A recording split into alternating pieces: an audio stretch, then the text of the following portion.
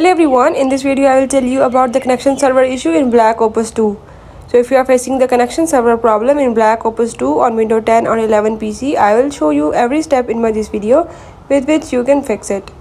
So before I start, if you are new to this channel, don't forget to subscribe. And now for further, let's watch complete video, follow the steps and learn it.